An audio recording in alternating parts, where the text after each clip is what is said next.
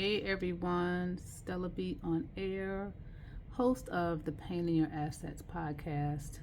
Just finishing up a day of workshops here, still in San Diego, California, at the beautiful Marriott Marquis, and this is the view from my room. I think I'm gonna try to get in at least one more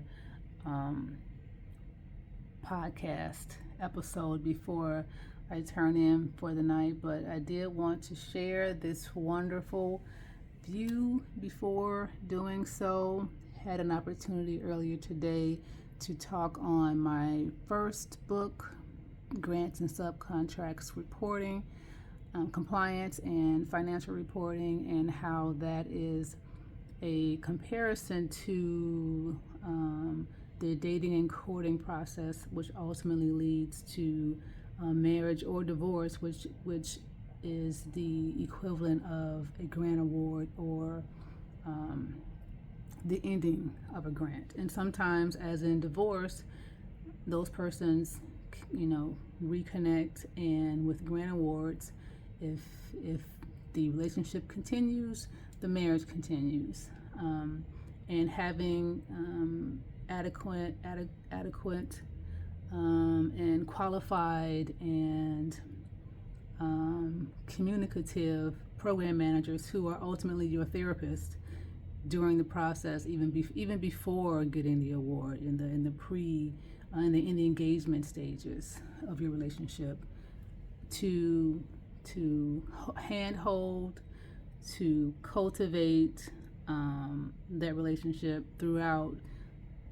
That increases your chances of success for that grant award, and that's kind of like what I touched on in season 1, as I called it, because that's my first book that I wrote, was the Grants and Subcontracts Compliance. So I'm calling it season 1 because that's what this particular season is referencing, is that particular book. And episodes 1 and 2, and we'll probably get to episode 3 in a minute, which will reflect on. First episode was my introduction of myself and who I am as a person, as a professional, as a grant accountant, as a former radio host, as now the podcast host, as an entrepreneur, speaker, consultant, an actress. And then episode 2, which reflected on why I chose this particular career, starting from my time in elementary school, having exceptional math, Iowa test scores, as they were called back then, and my mom, who worked in banking, and combining those two, math and business, and decided to pursue a career in accounting, and the school that I ultimately chose and why. So I kind of covered that in episodes 1 and 2. And on episode 3, we're gonna kind of get into why you particularly would need to have this particular book.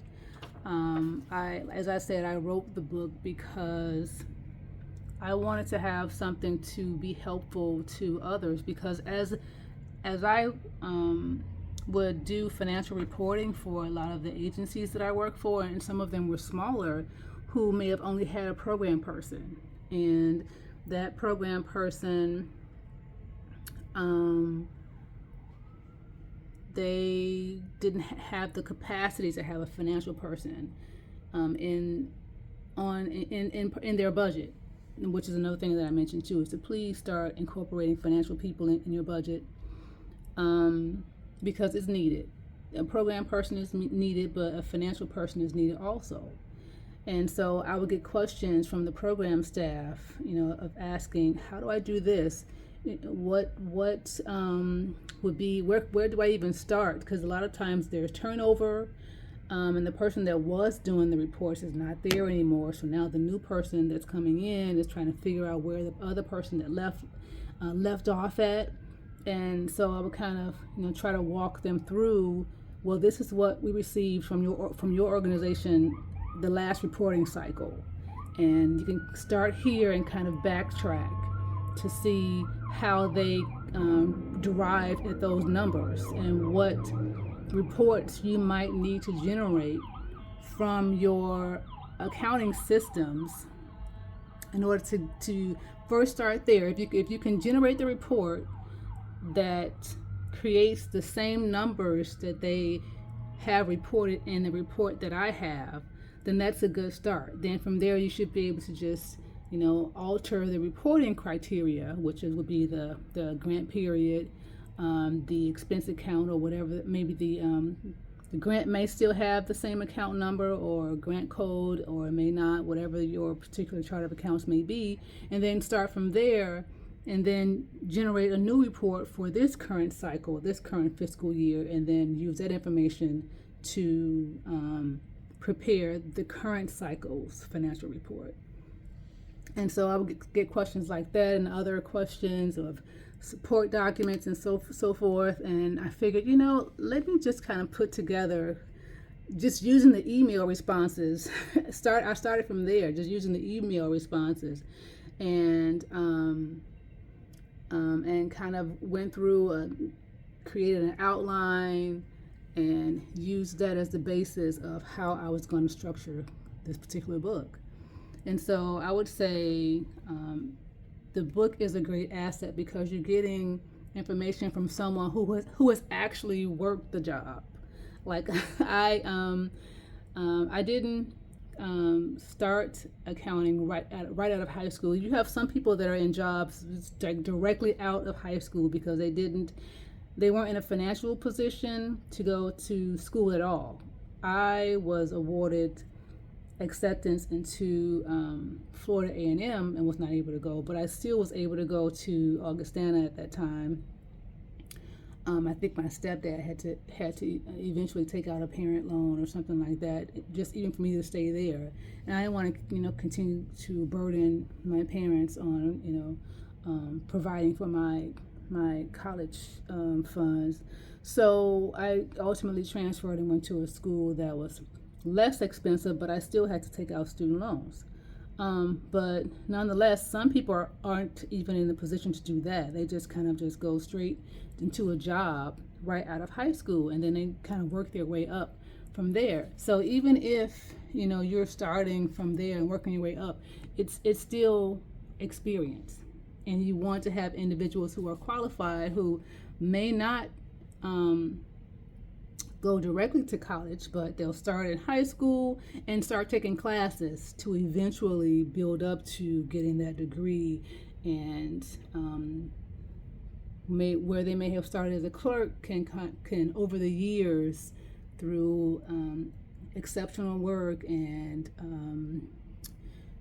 through experience of efficiency and confidence and being promoted from one position to the next, and having not only experience but an eclectic experience, because you have some companies that have pensions, so it may be beneficial to stay at that one company for 20 years, just like the Army. Those are positions where if you stay your full term, you'll kind of be more guaranteed to get your pension.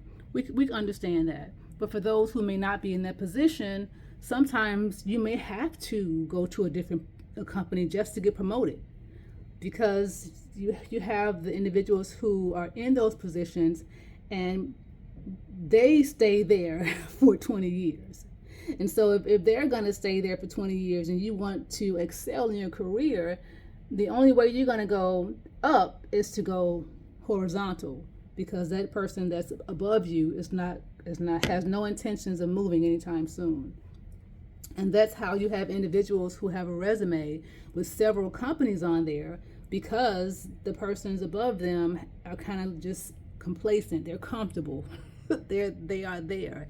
And there's nothing wrong with that. If they like the company, they appreciate the mission, and they're doing well there, by all means. But that is why that happens sometimes. It's because the individual wants to excel. But it's also beneficial because you get a variety of experience. You get to hear other individuals' perspectives on the same topic, sometimes the same issue, but you get to hear more than just your current team members' perspectives on things. And so that actually builds upon the experience that you already have, because now you have not just one response, but you have 10, 20. It kind of builds upon that. It's almost like being with a part of a think group, a mastermind or something like that, where you get more than one person's input on the same particular topic.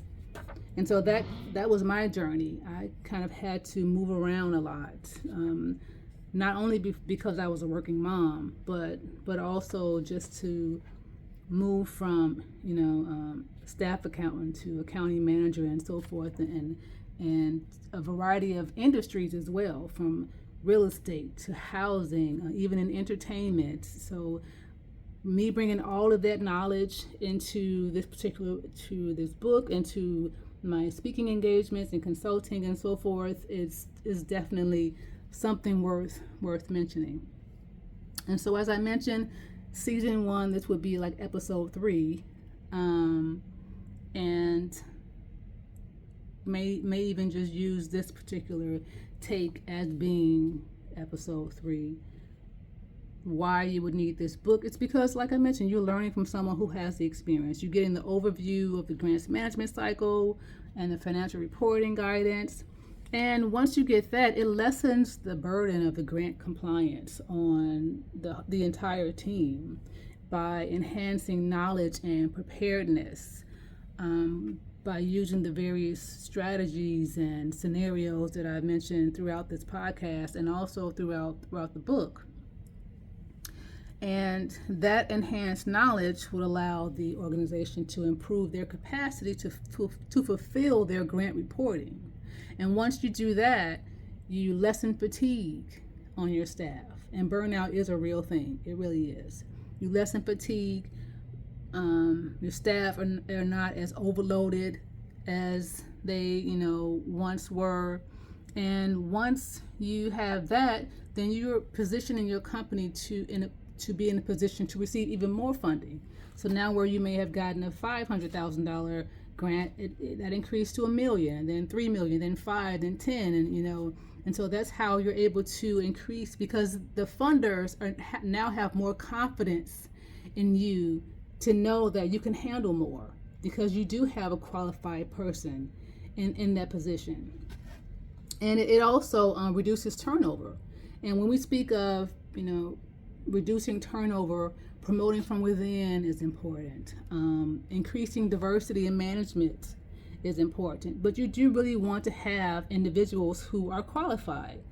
If I decide that I want to build upon my company portfolio, and I want to start buying companies, but I want to have an emphasis on giving minority professionals an opportunity, or women, I don't want to just choose someone just because they are a minority, or because they are a woman, or because they have extensive experience because they started with this company when they were in high school. I want someone who actually is qualified to be in there. And we know that, affirmative action is a whole nother topic, but really not just because they meet those criteria as a woman-owned business and so forth. If I choose someone to be the face of my companies, to be the head or manager of my department, I want that person to have proper credentials and to be qualified to be there. And so that also reduces turnover and benefits the entire industry as a whole. And so reflecting on why it's important to connect with individuals who've been around for a minute, it's like having an experienced doctor. Those sometimes when you have the doctors who've been around for a while, they have a little bit more insight or intuition, if I can say that, because of the various scenarios, especially if it's someone that's been in surgery. They have the clinicals and the knowledge and so forth, but they also have those instincts because they have done several surgeries. Whereas a person that's coming in more recent, may have some of the more recent book knowledge, but they also have more recent technology, because technology changes and you can do more things in that area. But you really do need to have the best of both worlds, because one isn't necessarily more important than the other, but it's imperative to not forget that having those instincts and having that well-rounded experience does help. Because if you needed to have surgery, who are you going to call for that surgery? The one who's done about 25, 50 of them, or the one who has the more experience in the more updated equipment? Just something to think about. And so as I close out season 1, episode 3, talking about why it's important to have this book and to connect with someone who is an expert in their field. And an expert doesn't mean that that person knows everything about everything, because no one knows everything about everything. There's always going to be a learning curve. Every organization that you go from one to the next, it's a learning curve. Even sometimes within the same organization, it's a learning curve. If you have an organization that has had a software upgrade, or they're have a tendency to change policies or to change management or procedures, that's still a learning curve. You can be with the same company and it's almost you almost feel like a new person because they've upgraded the software now. And so now you are basically no more of an advantage than a person who's just coming in from the outside, because you're both learning the software together at the same time. And so that's always something to keep in mind. But having that experience, and the person that's been there may know the culture of the organization better. But someone coming in from the outside can also give a different perspective on the same topic.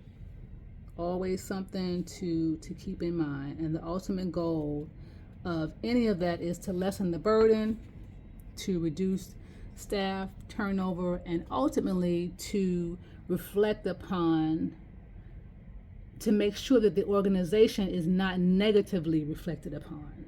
Our ultimate goal is to make sure that our organizations do not lose funding, and that we are in a position to build capacity, to expand the services that we are providing to the communities, and we do that by continuing to provide excellence.